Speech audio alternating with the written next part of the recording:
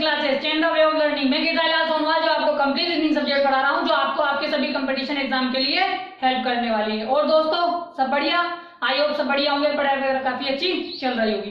तो दोस्तों हमने वर्बल लर्निंग के 3 चैप्टर कंप्लीट पढ़ लिए हैं और जो चौथा चैप्टर पढ़ रहे हैं वो है सिटिंग अरेंजमेंट यानी बैठक व्यवस्था क्रम।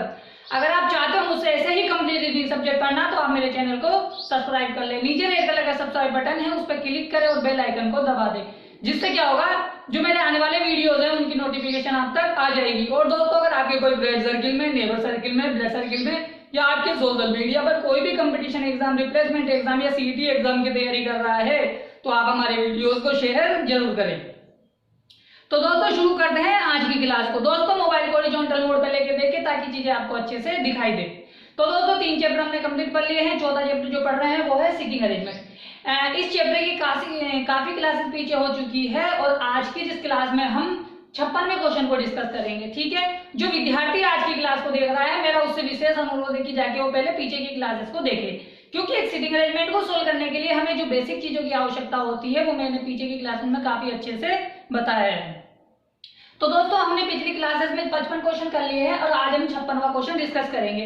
ये बैंक लेवल में पूछा गया एक सिटिंग अरेंजमेंट है और इसके ऊपर कुछ 5 क्वेश्चन पूछे गए हैं। तो दोस्तों हमें एक सिटिंग अरेंजमेंट को सोल्व करने के लिए सबसे पहले क्या करना होता है, उसे पढ़ना होता है। पढ़ने से क्या होगा कि हमें पता लग जाएगा कि वो सिटिंग अरेंजमेंट हमसे क्या कहना चाहता है, उसमें जो सेंटेंस है एक दूसरे से कहां से कौन से सेंटेंस कनेक्टेड है। तो सबसे पहले हम इसको पढ़ेंगे, फिर इसके बाद में इसको सोल्व आउट करेंगे। ठीक है दोस्तों, तो आपका ध्यान मेरी तरफ होना चाहिए, अर्थात बोर्ड की तरफ होना चाहिए, ताकि मैं आपको काफी अच्छे से समझा सकूं। दोस्तों 56वां क्वेश्चन है PQRSTVW,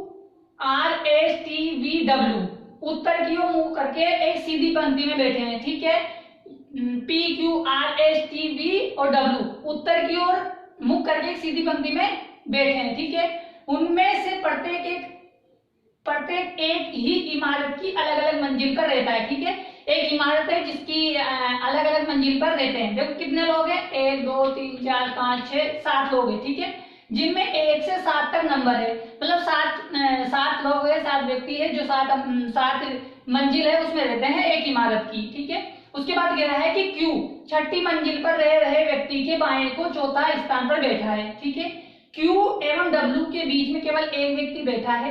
W तीसरी मंजिल पर रहता है। पहली मंजिल पर रहने वाला व्यक्ति S के दाएं को तीसरे स्थान पर बैठा है। ठीक है, S W की बगल में नहीं बैठा है। T तथा दूसरी मंजिल पर रह रहे व्यक्ति के बीच केवल एक व्यक्ति रहता है।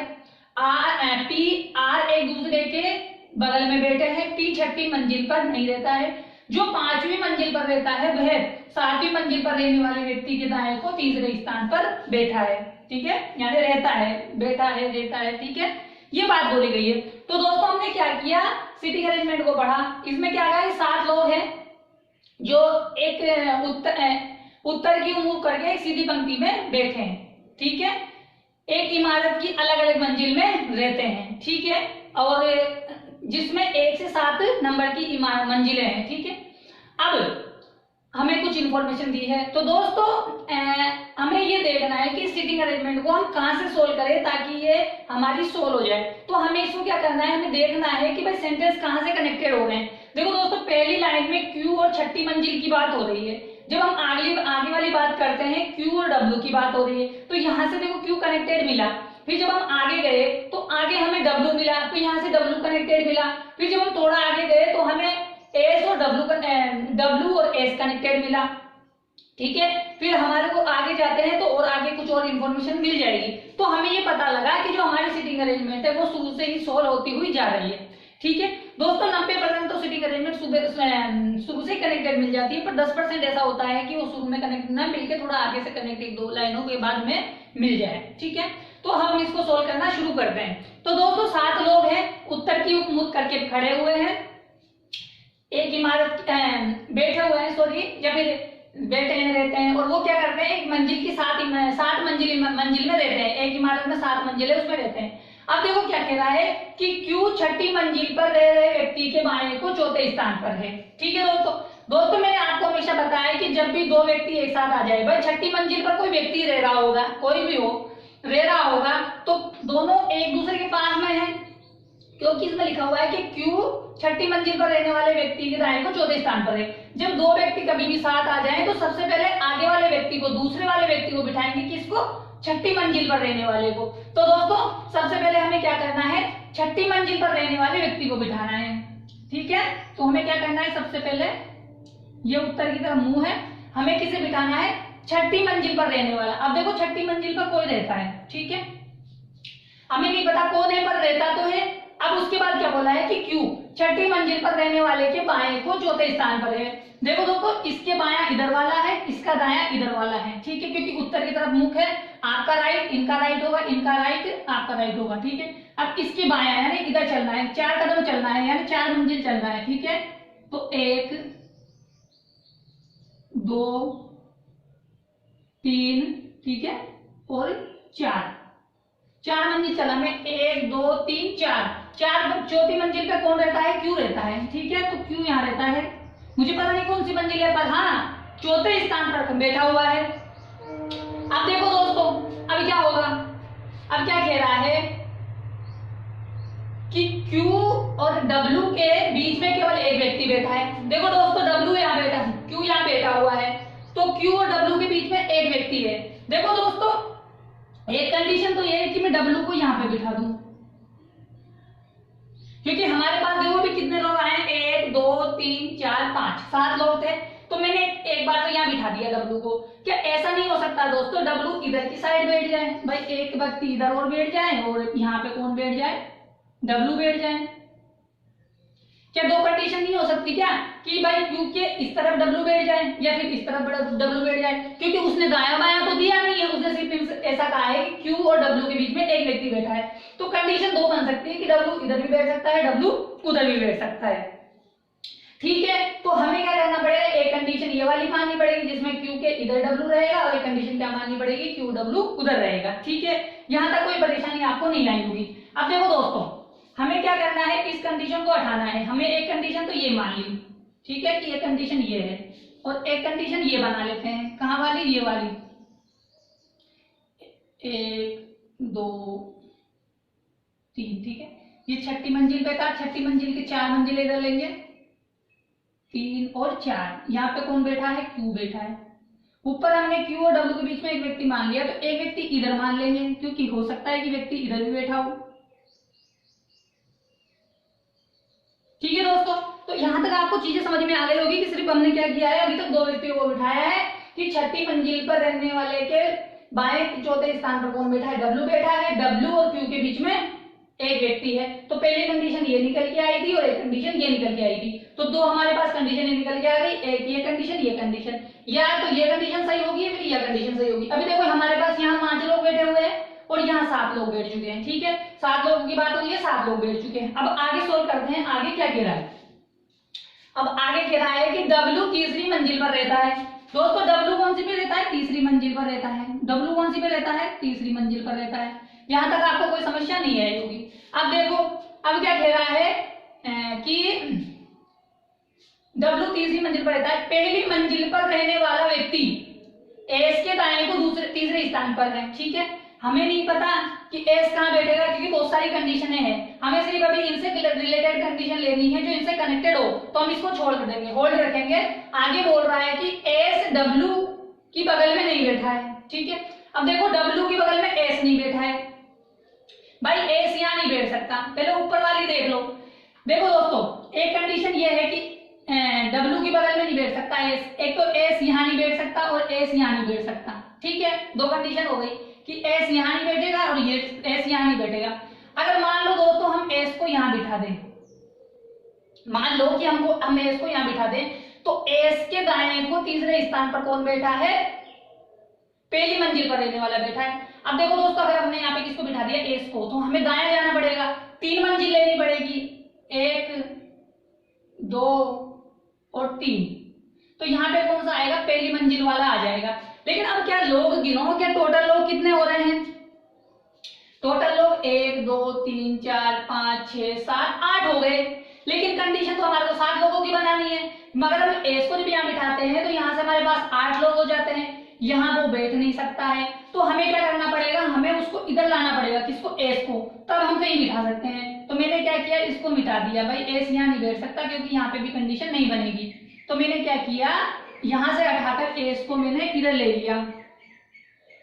अब देखो 1 2 3 4 5 6 हो गए। अब मैं यहाँ पे एस को मान रहा हूं, ठीक है दोस्तों, मैं यहाँ एस को मान रहा हूं। तो मेरे को एस के दाएं जाना है तीसरा, 1 2 3, यहाँ पे पहली मंजिल वाला होना चाहिए, मगर यहाँ पे तो ऑलरेडी 3 मंजिल बैठा हुआ है डब्ल्यू, तो मैं एस को यहाँ नहीं ले सकता। तो मुझे एस को एक कदम और आगे बढ़ाना पड़ेगा। तो मैंने एस को एक कदम और आगे बढ़ाया, तो मैं एस को यहाँ बिठा सकता हूँ। जब मैं एस को यहाँ बिठाऊंगा तो एस के दाएं तीसरे स्थान पर 1 2 3 पहली मंजिल वाले को बिठा सकता हूँ। तो यहां तक दोस्तों आपको चीज समझ में आई होगी कि क्या किया गया है कि एस को इस तरह बिठाया जा सकता है। अब दूसरी वाले में देखो कि एस को कैसे बिठा सकते हैं। अब देखो एस यहाँ नहीं बैठ सकता तो एस यहाँ बैठ सकता है। अगर मान लीजिए मैं एस को यहाँ बिठाऊं तो एस का दाया 1 2 3, यहाँ पे पहली मंजिल वाला 6 मंजिल वाला बैठा है, और अगर आप पहली मंजिल वाले को बिठाओगे तो ऐसा पॉसिबल नहीं है। अब देखो, अब मान लीजिए मैं इसको यहाँ बिठा दूं, ठीक है, तो एस को जब मैं यहाँ बिठाऊंगा तो इसके दाएं जाऊं तीसरे स्थान पर 1 2 3, ठीक है, यहाँ बैठा हुआ है तो 1 2 3, मुझे यहाँ जाना पड़ेगा और यहाँ जाऊंगा मैं तो कितने लोग हो जाएंगे, 8 लोग हो जाएंगे। 1 2 3 4 5 6 7 8, तो 8 लोगों की बात तो हुई नहीं है क्योंकि बात तो 6 7 लोगों की हुई है। इसलिए क्या होगा, ये कंडीशन गलत हो जाएगी। क्यों? क्योंकि यहाँ पर जब हम बिठाएंगे एस के सापेक्ष में 1 को, तो यहाँ पे तो ऑलरेडी हमारे पास में 6 बैठा हुआ है तो एक को तो बिठा ही नहीं सकते। लेकिन हाँ, अगर हम एस को यहाँ पे बिठा लें तो एस के दाएं तीसरे स्थान पर 1 बैठ सकता है, लेकिन व्यक्ति कितने हो जाएंगे, 8 हो जाएंगे, इसलिए ये कंडीशन पॉसिबल नहीं हो पाई। अब देखो हमारे पास ये ऊपर कंडीशन चल रही है, क्या चल रही है कि W बैठा हुआ है, Q बैठा हुआ है, पहला व्यक्ति है, W 3 में है और 6 मिला है। ये कंडीशन गलत है, ये कंडीशन सही है। अब आगे देखो दोस्तों, आगे क्या बोल रहा है हमें वो देखते हैं कि T तथा दूसरी मंजिल पर रहने वाले व्यक्ति के बीच एक व्यक्ति है, ठीक है। अब देखो T कहाँ बैठ सकता है, यहाँ बैठ सकता है, यहाँ बैठ सकता है, यहाँ बैठ सकता है, यहाँ बैठ सकता है, 3 जगह है, ठीक है। अब और आगे देखो क्या इनसे रिलेटेड कोई बात जुड़ी हुई है वो देखते हैं। P और R एक दूसरे के बगल में बैठे हैं। देखो दोस्तों, जो दो जगह खाली होनी चाहिए तब वो बगल में बैठेंगे P और Q। देखो यहाँ पे 2 जगह खाली नहीं है, यहाँ पे नहीं है, यहाँ पे है, यहाँ पे 2 जगह खाली है, तो क्या ये दोनों यहाँ बैठेंगे। लेकिन हमें नहीं पता कि P यहाँ बैठेगा या P यहाँ बैठेगा, R यहाँ बैठेगा या R यहाँ बैठेगा। लेकिन जब आगे वाली लाइन पढ़ते हैं तो वहां लिखा है कि P छठी मंजिल पर नहीं रहता, मतलब 6 छठी मंजिल पर नहीं रहता, तो 6 छठी मंजिल पर नहीं रहता तो R रहता होगा, और जब R रहता होगा तो P यहाँ रहता होगा। जहां तक दोस्तों आपको बात समझ में आ गई होगी, क्या समझ में आई होगी कि P और R एक दूसरे के बगल में बैठे हैं, लेकिन R जो P जो है छठी मंजिल पे नहीं है। जब P छठी मंजिल पे नहीं है तो इसका मतलब क्या हुआ कि P कौन सी पे आ जाएगा, पता नहीं कौन सी पे, पर R छठी पे आ जाएगा। अब आगे देखो, आगे ये बोल रहा है, अब वापस से T वाली पे आओ कि T तथा दूसरी मंजिल पर रहने वाले व्यक्ति के बीच एक व्यक्ति रहता है। अब देखो T कहाँ बैठ सकता है दोस्तों, T को यहाँ बिठाओ। जब T को यहाँ बिठाएंगे, T और दूसरी मंजिल के बीच एक व्यक्ति रहना चाहिए। जब मैं T को यहाँ बिठा दूं तो T के इधर तो कोई है नहीं, तो T के इधर जाएंगे तो एक व्यक्ति रहना चाहिए बीच में, 2 के और 1 के बीच में। तो देखो ये बीच में है, तो 2 जब यहाँ आता तब ये इसके बीच में हो जाता, लेकिन हमारे पास ऑलरेडी 1 बैठा हुआ है, 1 मंजिल आ गई, तो हमारे पास यहाँ पे 2 नहीं आ सकता। जब 2 यहाँ नहीं आ सकता तो मुझे क्या करना पड़ेगा, T को यहाँ बिठाना पड़ेगा, ठीक है।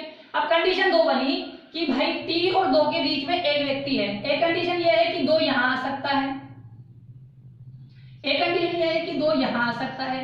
लेकिन इतना तो पता लग गया कि भाई T तो यहाँ बैठेगा ही बैठेगा, लेकिन जब T यहाँ बैठेगा ही बैठेगा तो क्या करेंगे अपन, T को तो यहाँ बिठा देंगे और वो जो दो मंजिल पर जो व्यक्ति बैठा हुआ है उसको हम होल्ड रखेंगे कि वो हो सकता है कहीं पे भी आ सकता हो इन दोनों जगह में से, ठीक है, 3 जगह में से, यहाँ और यहाँ से, इस जगह और इस जगह में से कहीं पर आएगा। अब आगे एक बात बोली है, जो व्यक्ति 5वीं मंजिल पर रहता है 7वीं मंजिल पर रहने वाले के दाएं तीसरे स्थान पर है। देखो दोस्तों, जब कभी भी 2 बातें एक साथ कनेक्ट होती है तो हमें क्या मतलब 2 व्यक्ति एक साथ बैठते हैं तो क्या करते हैं, हम सेकंड व्यक्ति को बिठाते हैं। तो अब देखो यहाँ पे क्या बोल रहा है कि जो व्यक्ति 5वीं मंजिल पर रहता है वह 7वीं मंजिल के दाएं तीसरे पर है, यानी ऐसा समझना है 7वां जो है ना 5वें के दाएं तीसरा है, तो हमें पहले 7 को बिठाना है। अब देखो मान लो कि 7 को मैंने यहाँ बिठा दिया, कहाँ बिठा दिया, यहाँ 7 को मैंने यहाँ बिठा दिया, तो 7 के दाएं, देखो पहले यहाँ बिठा के देख लो क्योंकि यहाँ पे भी खाली जगह है। 7 के दाएं, 7 के दाएं तीसरा स्थान 1 2 3, क्या यहाँ पर 5 आ सकता है क्या? नहीं, क्योंकि यहाँ पे 1 बैठा हुआ है, यहाँ पे 7 नहीं आ सकता। 7 को यहाँ पे ले लो, ठीक है। 7 को जब यहाँ लेंगे तो 7 के दाएं तीसरा स्थान 1 2 3, यहाँ पे 3 बैठा हुआ है, 5 नहीं आ सकता यहाँ पे भी, ठीक है। ये कंडीशन भी नहीं बनेगी।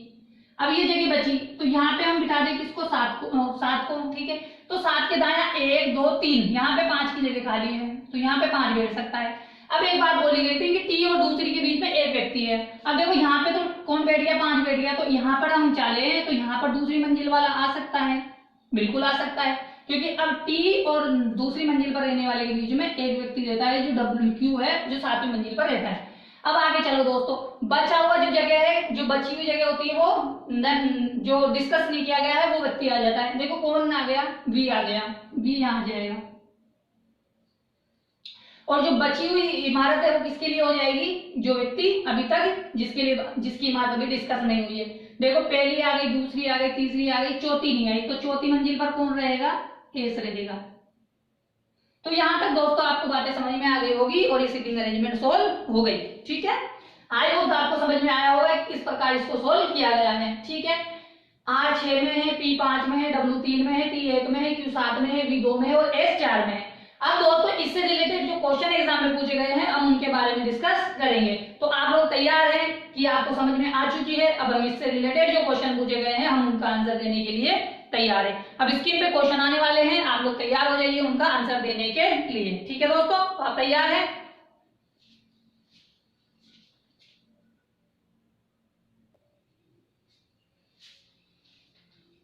तो दोस्तों पहला क्वेश्चन स्क्रीन पर आपके सामने है, इसका आंसर दीजिए। बताइए कि इसका आंसर क्या होगा कि निम्नलिखित में से कौन चौथी मंजिल पर रहता है? बताइए चौथी मंजिल पर कौन रहता है? चौथी मंजिल कहाँ है? यहाँ है। चौथी मंजिल पर कौन रहता है? एस रहता है।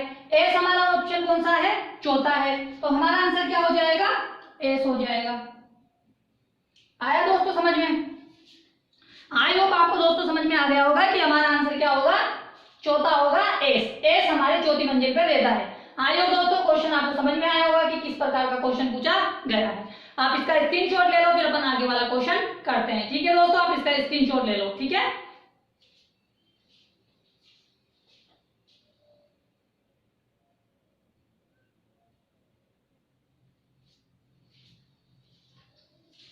तो दोस्तों दूसरा क्वेश्चन आपके सामने है, इसका आंसर दीजिए। बताइए कि टी निम्नलिखित में से किस मंजिल पर रहता है? बताइए टी किस मंजिल पर रहता है? टी कहाँ है? यहाँ है। टी कौन सी में रहता है? फर्स्ट मंजिल पर रहता है।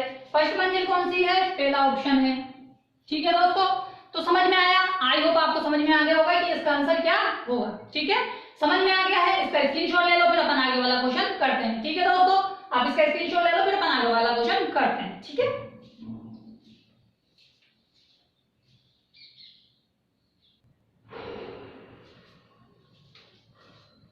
तो दोस्तों तीसरा क्वेश्चन आपके सामने है, इसका आंसर दीजिए। बताइए कि जिन मंजिलों पर बी और पी रहते हैं उनके बीच में कितनी मंजिलें हैं? बहुत इंपॉर्टेंट क्वेश्चन है, बड़ी ध्यान से पढ़ना है, ठीक है। कि जिन मंजिलों पर बी और पी रहते हैं उनके बीच में कितनी मंजिलें हैं? देखो दोस्तों सबसे पहले तो ये देखो कि पी कौन सी मंजिल पर रहता है? बी कौन सी पर रहता है? बी रहता है 2 पर। उसके बाद में कौन बोला है? पी। और पी कौन सी पे रहता है? पी रहता है 5 पर। अब इन दोनों के बीच में कितनी मंजिल आएगी? यहाँ पे कौन कौन सी मंजिल आएगी? 3 और 4, यानी कितनी मंजिल आ गई? दोनों मिला के 2 मंजिल आ गई। 2 मंजिल कहाँ है? दूसरे ऑप्शन में है। अब आप लोग क्या समझते हैं दोस्तों कि हमें ये देखना है कि पी और टी के बीच में कितनी मंजिलें हैं। 1 2 3 गलत हो जाता। ये क्वेश्चन इस प्रकार से पूछा गया है कि बी रहता है बी रहता है 2 में, पी रहता है 5 में, तो इन दोनों के बीच में कितनी मंजिल होगी? भाई बी और पी के बीच में कितनी मंजिल है? भाई बी के ऊपर जो पी रहता है वो कितनी मंजिल पर रहता है? 2 मंजिल बाद में पी रहता है, यानी 2 मंजिल के ऊपर कौन रहता है? पी रहता है। तो तीसरी चौथी मंजिल के बाद 5वीं मंजिल आएगी जहां पे कौन रहेगा? पी रहेगा। आई होप दोस्तों आपको ये क्वेश्चन समझ में आ गया होगा, इसका आंसर समझ में आ गया है। समझ में आ गया है, इसका स्क्रीनशॉट ले लो, फिर अपन आगे वाला क्वेश्चन करते हैं, ठीक है दोस्तों। आप इसका स्क्रीनशॉट ले लो, ठीक है।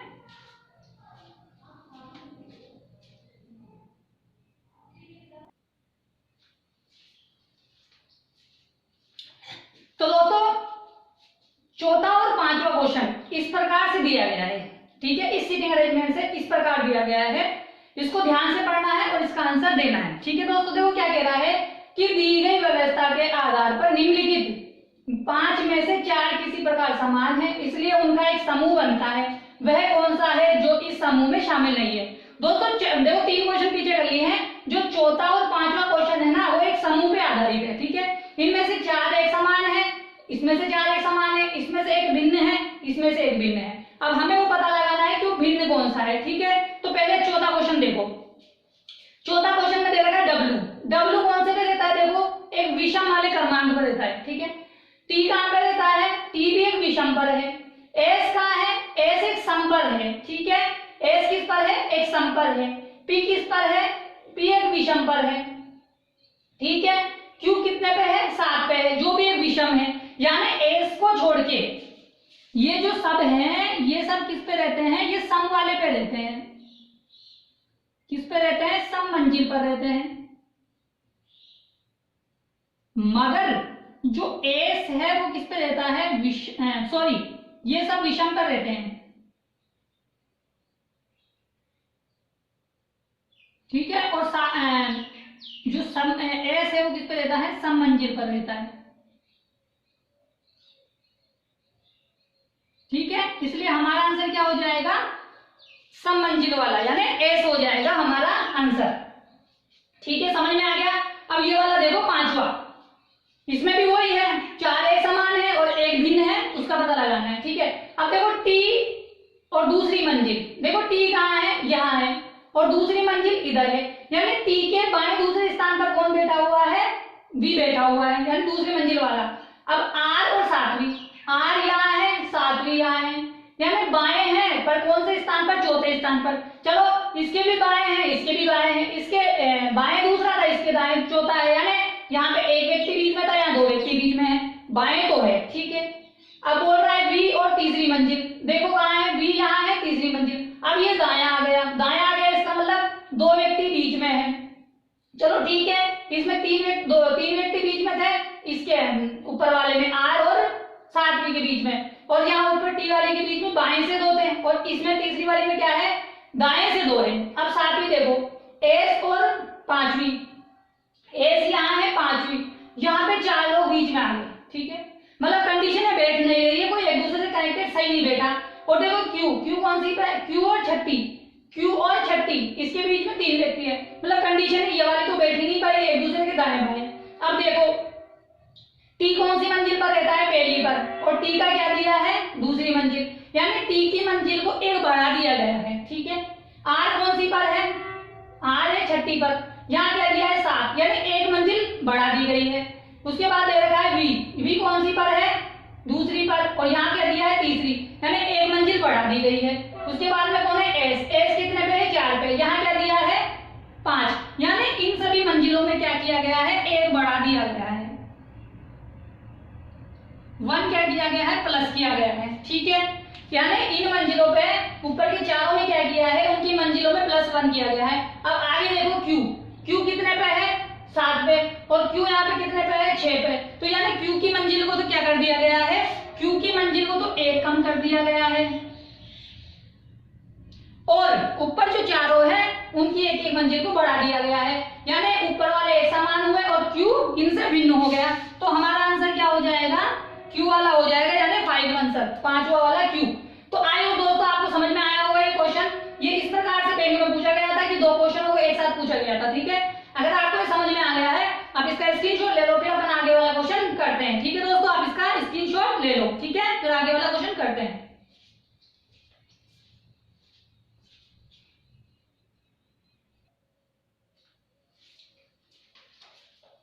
तो दोस्तों छठा क्वेश्चन आपके सामने है, इसका आंसर दीजिए। बताइए कि दी गई व्यवस्था के संबंध में निम्नलिखित में से कौन सा सत्य है। ये 5 ऑप्शन दिए हैं, 5 में से कौन सा सत्य है ये बताना है। देखो जो 5वीं मंजिल पर रहता है वो एस की बगल में रहता है, ठीक है। देखो एस के बगल में तो इधर तो कोई नहीं है बाईं तरफ, और उसकी जो दाईं तरफ उसमें दूसरी मंजिल वाला रहता है, तो ये तो क्या हो गया हमारा, गलत हो गया, ठीक है। ये तो हमारा क्या हो गया, गलत हो गया। आगे चलो, वी पहली मंजिल पर रहता है, देखो v कौन सी पे रहता है, दूसरी पे रहता है, ये भी गलत हो गया। आगे चलो, t दूसरी मंजिल पर रहने वाले व्यक्ति के बाएं को दूसरे स्थान पर है, दूसरी मंजिल के दाएं दूसरे स्थान पर t है, बाएं नहीं है दाएं है, इसलिए ये भी क्या हो गया, गलत हो गया। r एवं v एक दूसरे के बगल में बैठे हैं, r और v एक दूसरे के बगल में बैठे हैं क्या, उनके बीच में तो काफी लोग हैं। जो चौथी मंजिल पर रहता है वह पंक्ति के किसी अंतिम छोर पर है, चौथी पर कौन है, ऐसे किसी छोर पर बैठा है, बिल्कुल बाएं छोर पे बैठा है, तो ये सही है, और सही है तो ये हमारा आंसर भी हो जाएगा। ठीक है दोस्तों, आई होप समझ में आया, समझ में आ गया है। स्क्रीनशॉट ले लो, फिर अपन आगे वाला क्वेश्चन करते हैं। ठीक है ना, आप इसका स्क्रीनशॉट ले लो। ठीक है दोस्तों,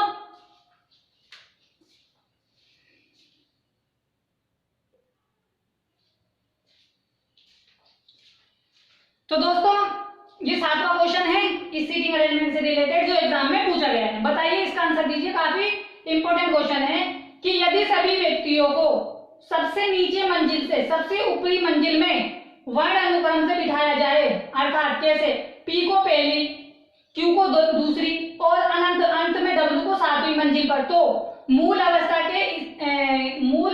के समान उसी मंजिल पर रहता है। मतलब आप उनसे बिठा देंगे तो ऐसा कौन सा व्यक्ति रहेगा जिसका स्थान अपरिवर्तित रहेगा। तो देखो दोस्तों, सबसे पहले P को हमें देना है 1, है ना, P को 1, P Q को 2, ठीक है, P Q R को 3, R S को 4, ठीक है, S T को 5, V कहाँ, यहाँ V को 6 और W को 7। अब देखो दोस्तों, ये 6 में था, इसका स्थान कितना हो गया, 3, ये 5 में था, इसका स्थान कितना हो गया, 1, ये 3 में था, इसका स्थान कितना हो गया, 7, इसका स्थान 1 था, इसका स्थान क्या हो गया, 5, इसका 7 था, इसका कितना हो गया, 2, इसका 2 था, इसका कितना हो गया, 6। मगर जो S था, S का 4 था और 4 ही रहा, तो यानी वो व्यक्ति कौन सा था जिसकी मूल अवस्था अभी भी समान है, मतलब स्थान अपरिवर्तित रहा, तो वो कौन सा ऑप्शन है, 5वां। तो आई होप दोस्तों आपको ये क्वेश्चन काफी अच्छे से समझ में आ गया होगा कि सभी के स्थान बदल गए मगर S का स्थान नहीं बदला, वो अपनी मूल अवस्था में उसी तरह है जैसे पहले था। तो आई होप दोस्तों आज की सीटिंग अरेंजमेंट उससे रिलेटेड क्वेश्चन आपको काफी अच्छे से समझ में आ गए होंगे। तो दोस्तों अगर आप चाहते हो मुझसे ऐसे ही कंप्लीट रीजनिंग सब्जेक्ट पढ़ना तो आप मेरे चैनल को सब्सक्राइब कर ले, नीचे रेड कलर का सब्सक्राइब बटन है और उस पर क्लिक करें और बेल आइकन को दबा दें, जिससे क्या होगा, जो मेरे आने वाले वीडियोस हैं उनकी नोटिफिकेशन आप तक आ जाएगी। और दोस्तों अगर आपके कोई फ्रेंड सर्किल में, नेबर सर्किल में, ब्लड सर्किल में या आपके सोशल मीडिया पर कोई भी कंपटीशन एग्जाम, रिप्लेसमेंट एग्जाम या सीटी एग्जाम की तैयारी कर रहा है तो आप हमारे वीडियोस को जरूर शेयर करें। तो दोस्तों हमने आज की क्लास में 56वां क्वेश्चन डिस्कस किया है, कल की क्लास में हम 57वां क्वेश्चन डिस्कस करेंगे। मैं चाहता हूं कि जो व्यक्ति बैंक एग्जाम की तैयारी कर रहा है, जिन एग्जामों में वर्बल रीजनिंग आती है, तो मैं चाहता हूं कि वो क्या है कि इस चीजों को काफी अच्छे से समझे, ताकि बाहर से उसको पढ़ने की जरूरत ना पड़े, बुक भी उठाने की जरूरत नहीं पड़ेगी। ठीक है ना, तो मैं चाहता हूं कि आप कंप्लीट एक तरीके से चीजों को समझें। ठीक है ना, कल मिलेंगे 57वें क्वेश्चन के साथ। जब तक के लिए टाटा, बाय बाय, सत श्री अकाल। ठीक है दोस्तों।